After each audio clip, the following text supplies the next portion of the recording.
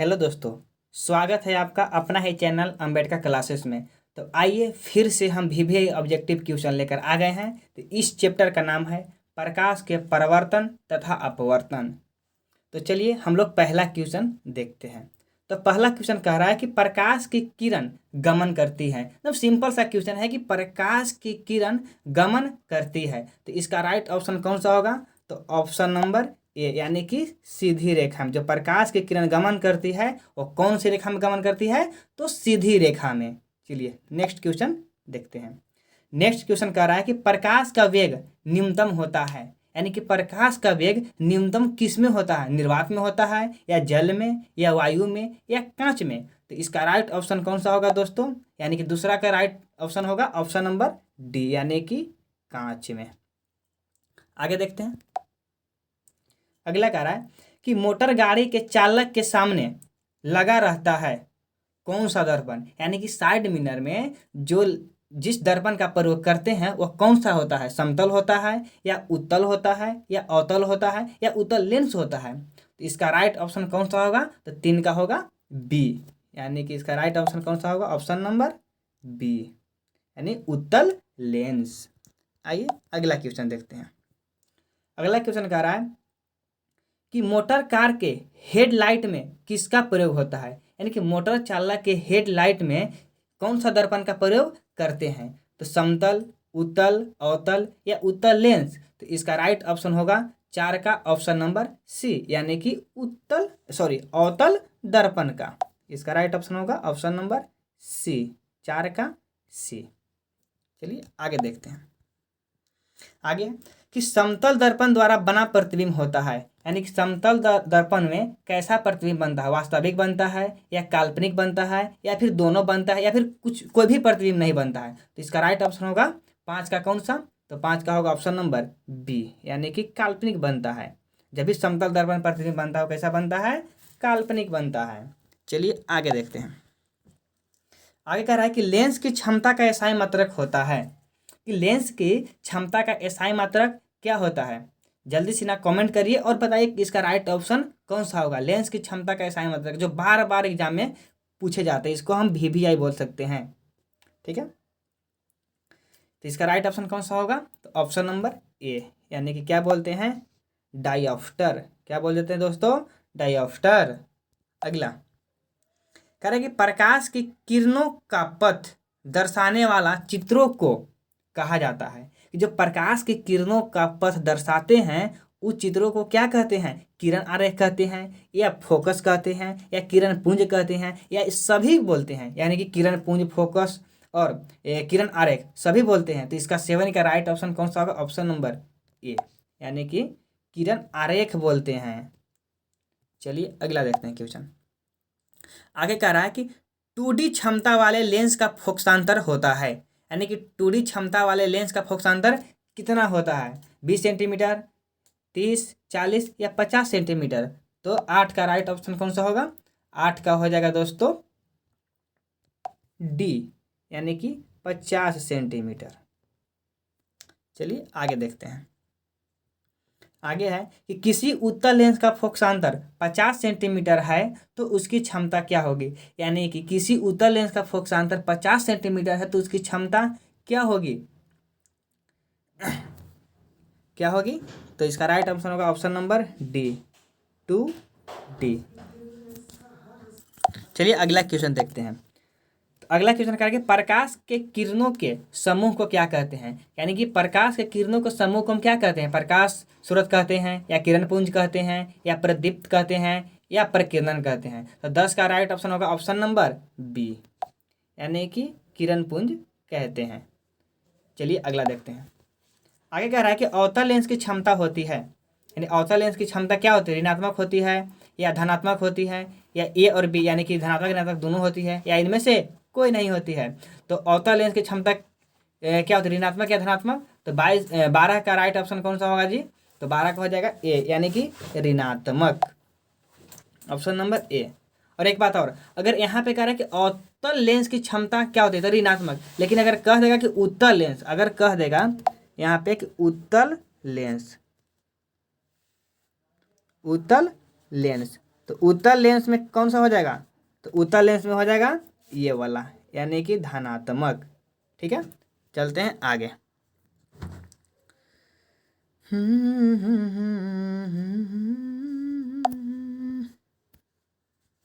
चलिए अगला देखते हैं। आगे कह रहा है कि उत्तल लेंस को कहते हैं, उत्तल लेंस को क्या कहते हैं, अभिसारी लेंस कहते हैं, या फिर अपसारी का लेंस कहते हैं, या इनमें से कोई नहीं, या द्वि उत्तल लेंस कहते हैं। तो इसका 13 का राइट ऑप्शन कौन सा होगा, ऑप्शन नंबर ए, यानी कि अभिसारी लेंस कहते हैं। कौन सा लेंस, अभिसारी लेंस, अभिसारी लेंस। चलिए आगे देखते हैं।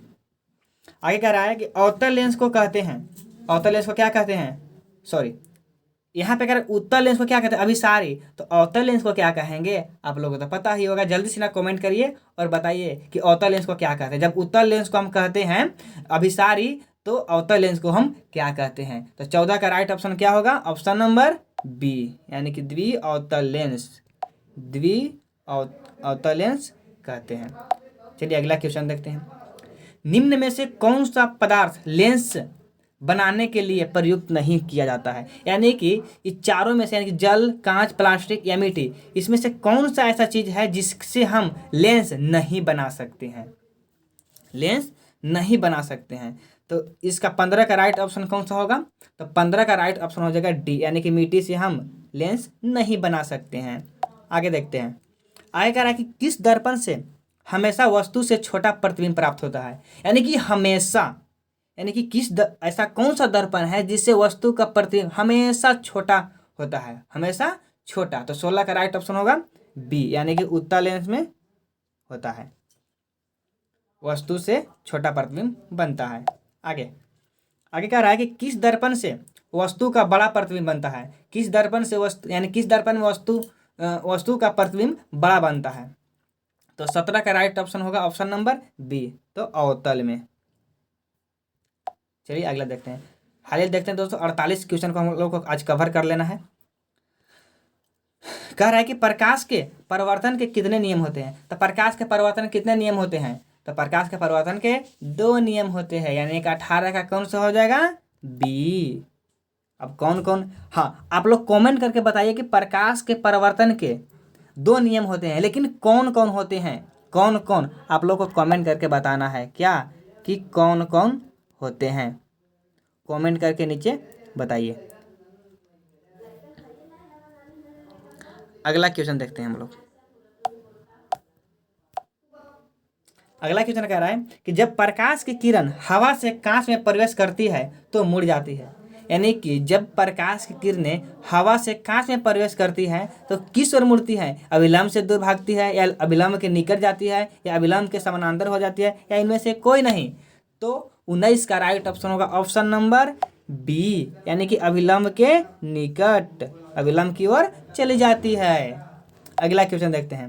आगे कह रहा है कि फोटोग्राफी कैमरा का अभिदृश्यक होता है, फोटोग्राफी कैमरा का अभिदृश्यक होता है कौन सा लेंस में, उत्तल में, अवतल में, या उत्तल दर्पण में, या अवतल दर्पण में। तो 20 का राइट ऑप्शन कौन सा होगा, तो 20 का होगा ए, यानी कि उत्तल लेंस में होता है। चलिए आगे देखते हैं। आगे कह रहा है कि साइड मिरर के रूप में प्रयुक्त होता है, साइड मिरर के रूप में कौन सा दर्पण का प्रयोग करते हैं, जल्दी से ना बताइए, यानी कि इसका राइट ऑप्शन कौन सा होगा, 21 का ऑप्शन नंबर बी, यानी कि उत्तल लेंस का साइड मिरर के रूप में कौन सा दर्पण का प्रयोग करते हैं जी, तो उत्तल दर्पण का। चलिए आगे देखते हैं। कह रहा है कि एक अवतल दर्पण की फोकस दूरी 10 सेंटीमीटर है तो उसकी वक्रता त्रिज्या क्या होगी, तो दोगुना होगी, यानी कि अवतल दर्पण की फोकस दूरी 10 सेंटीमीटर है तो उसकी वक्रता त्रिज्या क्या होगी, तो दुगुना होगी, यानी कि 2f। तो इसका राइट ऑप्शन होगा 22 का, 22 का राइट ऑप्शन होगा ऑप्शन नंबर 22। तो 22 का हो जाएगा, यानी कि 10 सेंटीमीटर है, हाँ ऑप्शन नंबर बी, ठीक है, दोगुना 20 सेंटीमीटर। चलिए आगे देखते हैं। निर्गत किरण एवं अभिलंब के बीच के कोण को कहते हैं, निर्गत किरण एवं अभिलंब के बीच के कोण को क्या कहते हैं, आपतन कोण कहते हैं, या परावर्तन कोण, या निर्गत कोण, या इनमें से कोई नहीं। तो 23 का राइट ऑप्शन होगा ऑप्शन नंबर सी, यानी कि निर्गत कोण कहते हैं दोस्तों, कौन सा कोण? निर्गत कोण। आइए आगे देखते हैं। आगे कह रहा है कि सरल सूक्ष्मदर्शी में किसका उपयोग होता है? कि सरल सूक्ष्मदर्शी में किसका उपयोग होता है? अवतल दर्पण का, उत्तल दर्पण का, या अवतल लेंस का, या उत्तल लेंस का? तो 24 का राइट ऑप्शन कौन सा होगा? ऑप्शन नंबर डी, उत्तल लेंस का प्रयोग होता है। आगे देखते हैं। आगे कह रहा है कि किस लेंस के द्वारा सिर्फ काल्पनिक प्रतिबिंब बनता है? तंता लिखा गया, यहाँ पर बनता होगा दोस्तों, ठीक है, यहाँ पे ध्यान दीजिएगा। यहाँ पे क्या होगा? तंता लिख दें।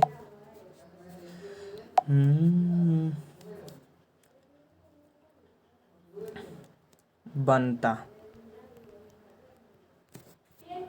ठीक है। तो 25 का राइट ऑप्शन कौन सा होगा? तो 25 का होगा बी, यानी कि अवतल। शेप ले लेते हैं, रुक जाइए। कौन सा होगा? बी, यानी कि अवतल। चलिए आगे देखते हैं। अगला क्वेश्चन कह रहा है कि परावर्तन के नियम से निर्धारित होता है, यानी परिवर्तन के नियम से कौन सा निर्धारित होता है? आपतन कोण बराबर होता है परिवर्तन कोण का, या फिर परिवर्तन कोण बराबर होता है आपतन कोण, या आपतन कोण बराबर विचलन कोण, या इनमें से कोई नहीं? तो 26 का राइट ऑप्शन कौन सा होगा? ऑप्शन नंबर बी, यानी कि परिवर्तन कोण अपवर्तन कोण के क्या होता है? बराबर। हमेशा क्या होता है दोस्तों?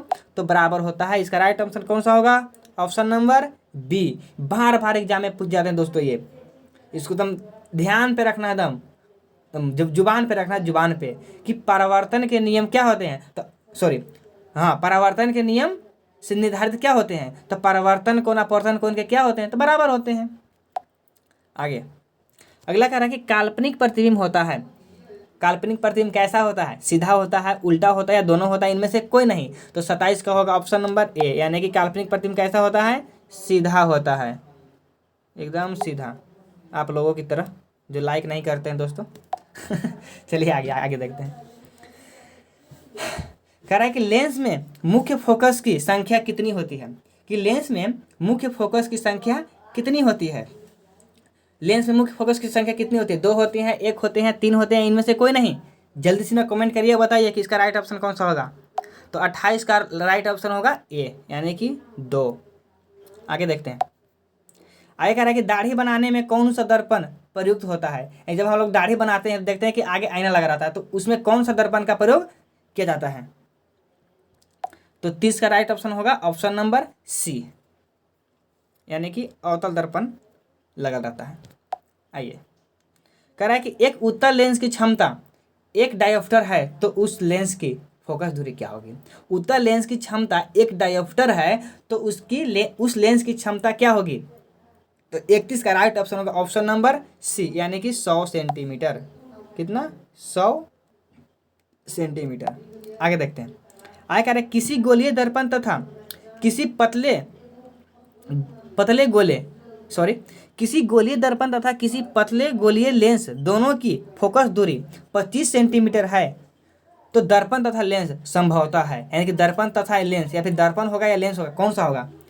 या फिर दोनों होंगे, उतल अवतल दोनों होंगे, या दोनों उतले होंगे, सॉरी, दोनों अवतल होंगे या दोनों उतल होंगे, या दर्पण अवतल तथा लेंस उतल, दर्पण उत्तल तथा लेंस अवतल। तो 32 का राइट ऑप्शन होगा ऑप्शन नंबर ए, यानी कि दोनों क्या होंगे? अवतल होंगे। तुझे नींद न आए, सॉरी, मुझे है कि मुझे नींद न आए, लेकिन अब आप लोग को नींद नहीं आएगा, क्योंकि एग्जाम बहुत नज़दीक आ गया है। आप लोग पढ़िएगा नहीं तो कुछ कर नहीं पाइएगा एग्जाम में। चलिए आते हैं आगे। कह रहे कि प्रकाश के अपवर्तन के कितने नियम हैं? बार बार एग्जाम में ये पूछा था कि प्रकाश के अपवर्तन के कितने नियम? तो प्रकाश के अपवर्तन के कितने नियम? तो 2 नियम, यानी कि 33 का राइट ऑप्शन होगा ऑप्शन नंबर बी, यानी कि 2 नियम। चलिए आगे देखते हैं। आखिर किसी माध्यम के अपवर्तनांक का मान होता है, किसी माध्यम के अपवर्तनांक का मान क्या होता है? साइन आई बटा साइन आर, या साइन आर बटा साइन आई, या साइन आई गुने साइन आर, या फिर साइन आई गुने साइन आर। तो 34 का राइट ऑप्शन होगा option number A, option number A, sine I बटा साइन आर। आगे देखते हैं। आगे कह रहा है कि एक उत्तल लेंस होता है, एक उत्तल लेंस कैसा होता है? सभी जगह समान मोटाई का, या फिर बीच की अपेक्षा किनारे पर मोटा या किनारे की अपेक्षा बीच में मोटा, इनमें से कोई नहीं। तो 35 का राइट ऑप्शन होगा option number C. Option number C, यानी किनारे की अपेक्षा बीच में मोटा। दिखाते हैं कैसन होता है। यानी कह रहा है कि किनारे की अपेक्षा बीच में मोटा, यानी कि इस प्रकार से बनेगा। अब यही अगर अवतल लेंस का बात करेगा तो अवतल इस तरह से बन जाता है, ऐसे। देखिए बीच में है ना पतला, और यहाँ पर क्या है, मोटा है। तो यही फर्क है। आगे देखते हैं।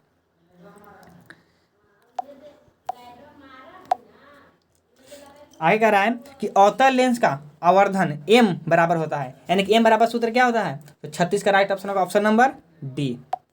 ऑप्शन नंबर डी, यानी v/u। लेंस की आवर्धन बराबर क्या होता है, तो v/u। ये भी बार बार पूछ जाते हैं दोस्तों।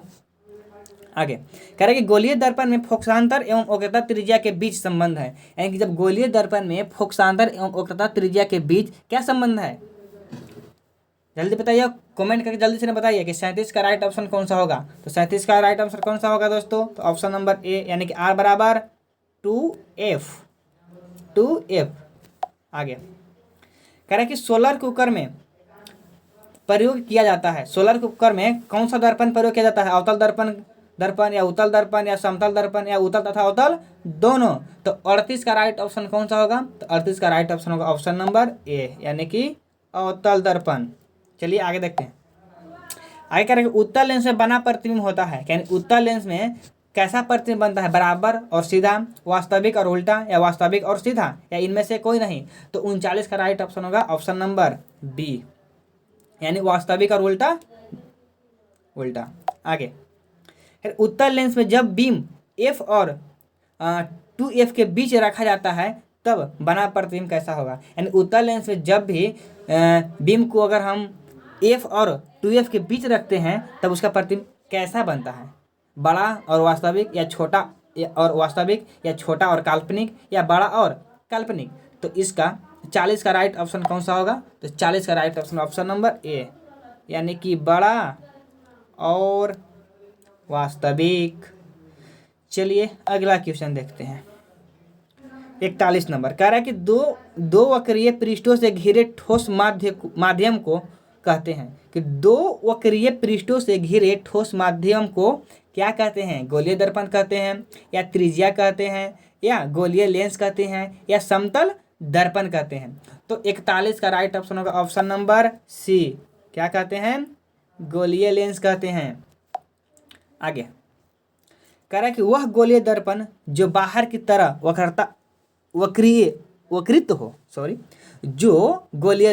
गोलीय दर्पण जो बाहर की तरह वक्रीय हो वह क्या कहलाता है।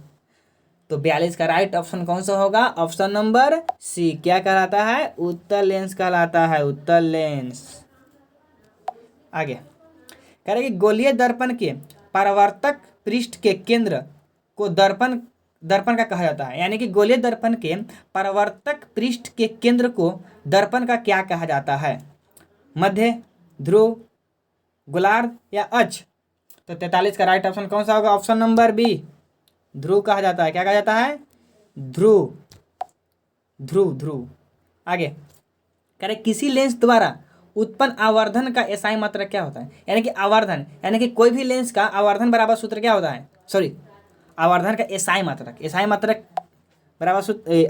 बराबर क्या होता है, मीटर या सेमी या सेंटीमीटर या मिलीमीटर, या मात्रक विहीन, यानी कोई मात्रक नहीं होता है। तो 44 का right option option number D, कोई मात्रक नहीं होता है। मुझे पे करके भरोसा, तुझ पे करके भरोसा, हंसिए मत, गाना याद नहीं आता यार। आगे कह रहा है कि लेंस के केंद्रीय बिंदु को कहते हैं, लेंस के केंद्रीय बिंदु को क्या कहते हैं। तो लेंस के केंद्रीय बिंदु को क्या कहते हैं, जल्दी से ना कमेंट करिए और आंसर बताइए। वक्रता केंद्र कहते हैं, या प्रकाशीय केंद्र कहते हैं, या द्वारक केंद्र कहते हैं, या अक्ष केंद्र कहते हैं। तो 45 का राइट ऑप्शन कौन सा होगा, option number B for ball, यानी प्रकाशिक केंद्र। आइए अगला कह रहा है किसी शब्दकोश में पाए गए छोटे अक्षरों को पढ़ते समय आप निम्न में से कौन सा लेंस पसंद करेंगे। कह रहा है कि कोई भी अगर छोटा अक्षर है उसको पढ़ना है तो आप कौन सा लेंस का प्रयोग करेंगे। यानी क्या है कि मतलब कि आपको दिखाई नहीं दे रहा है, उस अक्षर को क्या करना चाहते हैं, बड़ा करना चाहते हैं। तो कोई भी अक्षर को अगर बड़ा करना है तो कौन सा लेंस का प्रयोग करते हैं। तो इसका राइट ऑप्शन होगा ऑप्शन नंबर डी, यानी उत्तल लेंस का प्रयोग करेंगे, वो भी 5 सेंटीमीटर फोकस दूरी का उत्तल लेंस।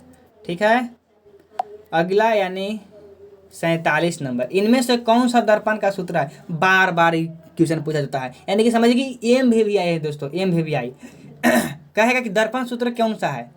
तो इसका राइट ऑप्शन 47 का ए, यानी कि 1/v/u बराबर 1/f। लास्ट इन्वेस्ट क्वेश्चन कह रहा है कि गोलीय दर्पण का वक्रता केंद्र को किस अक्ष से निरूपित किया जाता है। यानी कि गोलीय दर्पण का वक्रता केंद्र को किस अक्ष से निरूपित किया जाता है। इसका जवाब आप कमेंट में बताइए। इसका जवाब क्या, एकदम इजी क्वेश्चन है, इसका जवाब आप बताइए, हम नहीं, आप बताइएगा कि इसका जवाब कौन सा होगा। आप बताइए। कहने चला गया, जब चल नहीं रहा है मेरा पेन। आप जब बताइए, आप बताएं। ठीक है, तो आज के लिए इतना ही, तब तक के लिए जय हिंद दोस्तों।